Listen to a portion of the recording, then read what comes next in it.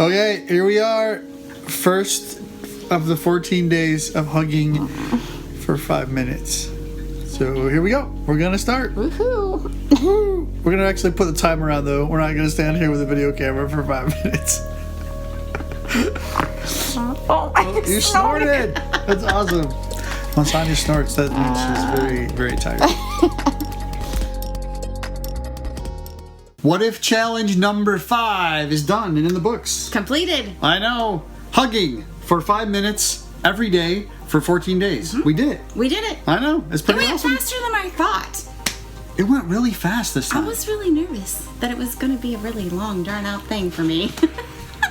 But It was great. It was fun. fantastic. We chose this challenge primarily because, well, a friend about a year ago told me about what he did with his wife, and when she got stressed out or kind of like, things were just rough, he'd just give her a hug, and he would hold on and not let go until she kind of calmed down. And so I was like, this is an interesting idea. We could maybe do that for 5 minutes and see if that worked for us. 5 minutes. And also we did it because we know the longer you're married, the more you realize you don't actually touch on a regular basis or kiss one another. You'll get to the end of the day and go, did I see my husband? Did I kiss my husband good morning or good night or give him a hug during the day? And this just was a way for us to get back in touch with that. Yeah.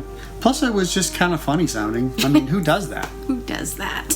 So did it go as you expected it would go, Kevin? Yeah, it was awesome. I loved it. I didn't really have a lot of expectations going into this because I'm not a natural long hugger. I'm a hugger. I will hug you and just tell you that I love you, but I'm done after, I'm a 30-second hugger and I'm good because I'm also a wiggly hugger, we found out. Very wiggly. I can't stand still. I don't know why. I like to shift. I like to talk a lot too. Yeah, our very first hug. We're hugging, and all of a sudden she's having a conversation with Jenna, and they're like getting into this little bit of a spat. Jenna's our youngest daughter, and she's home from college, and she's in the RV with us, and we were disagreeing about something. I'm like, no. So we had to start kind of setting some guidelines in place for hugging. Yeah, but the other reason we had to set a guideline was because someone may or may not have fallen asleep when we were hugging. We'll get to that. Okay. We'll get to that in a minute. All right. Okay. What was another guideline that we had to put in place while we were hugging? Do you remember? Use the bathroom before you start hugging. And maybe a little extra wiggly. A little extra wiggly. I know, right? I know, but it was a beautiful night, and it was the perfect place to do great. it. I didn't want to have to go in and go to the bathroom and come back out and do it. We needed to hug because it was the pink moon. I know. It was beautiful. It was beautiful. So we chose different places to hug every time, except for the couple times that we were already in bed. So we're at the campground still in Tennessee. We're here in the RV resort, and so there's some pretty neat places around. We hugged by a lake. That was pretty cool. Yeah, that was beautiful. Yeah, that was beautiful. That was really nice. That was right on during a the day. hike. And then another time we hugged under some lights. They have some lights set up in the pavilion area, so we did that. That's beautiful. And then the pink moon. The pink moon is the best, I think. Pink moon this week. Other than me wiggling, but It was beautiful. It was beautiful. Some of the interesting things that happened was the argument that Jenna and I had during the hug. That was probably the most interesting one. Couple times, there was twice that we forgot to hug during the day. And so when it got to be nighttime, we were actually in bed, and it was like 10 o'clock. It was like roll over, we're good night, see you later. And you're already kind of mentally checking out, and Sonia's like, hey, wait, we didn't hug. So we rolled over and we just kind of hugged each other, and I fell asleep. And I fell asleep. So there was that rule after guideline. that point No too. falling asleep. No. We didn't have too much trouble with people looking at us and thinking we were weird. Primarily because when we hugged in public, we did it at night. Except for one time, we were outside at the camper. And you and Jenna's a hugger too, like her dad. And Jenna and Kevin sandwiched me in the middle because, hug the non-hugger. Right. And out in public in the middle of day. And it was so funny because the people that came by were actually kids that were coming by on their bikes and scooters. And 2 of them went by. They didn't really notice us, but the third one, he saw us. He's like riding his bike. He's going like this. Like he was like, what is going on with those people? And on the next loop, we were done. So I think maybe he just thought he saw something he shouldn't have saw. Something, I don't know. I don't know. Poor kid. We probably traumatized him. Maybe.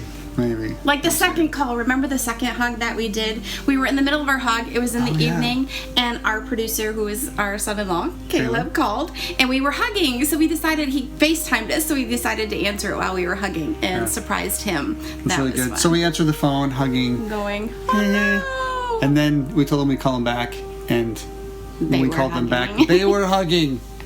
That was good. It was good. So I guess we inspired someone to hug. Yes. Yeah. So the different lessons that you learned during this challenge, what is something you learned, Kev?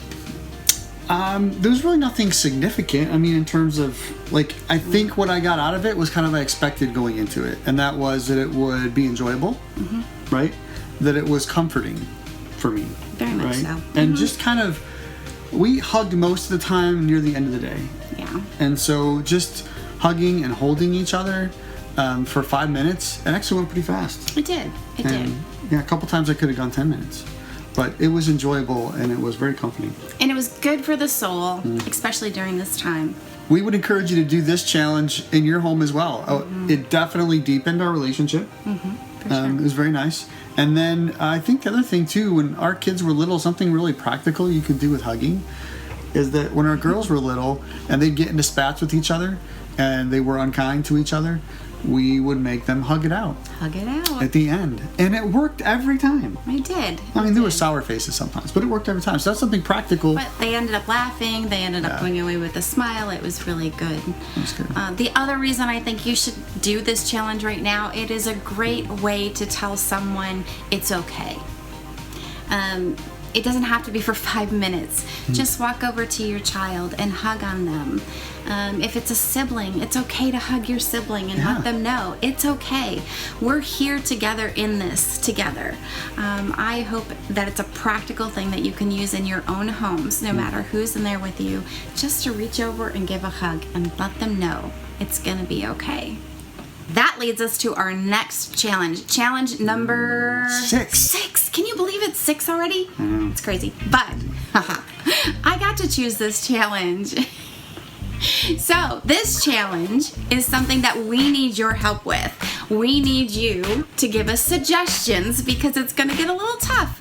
And he's going to want to go easy on this one. So the challenge is, over the next 14 days, we're actually going to do this Monday through Friday. We're going to give ourselves rest on the weekends because I think we're going to be hurting.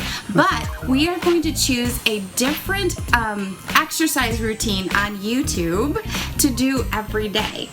So we are going to do so many different things. I'm excited to see the suggestions that you give us. But it's a way to get our bodies moving and to stay in shape during this time. And to have fun doing it. And to have fun. It's something that would be, I think it's going to be hilarious. It'll be interesting. To be able to see what we're going to do during this time. So we definitely challenge you to do this one. But we need your help. Give us suggestions in the comments, please. Be sure to like Our Life As We Live It on Facebook, subscribe to the YouTube channel here, and click that little bell and you'll be notified when new What If Challenge videos come out. This is Our Life As We Live It. We'd love to see life as you live it as you join in the challenge to live a better story.